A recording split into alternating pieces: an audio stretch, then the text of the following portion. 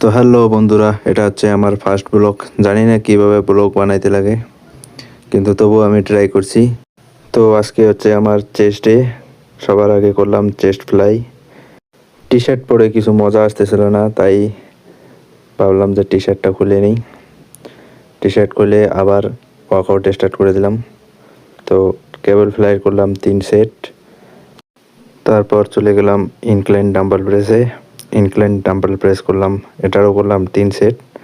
এটা করার পর বাটারফ্লাই বাটারফ্লাই করলাম 4 সেট।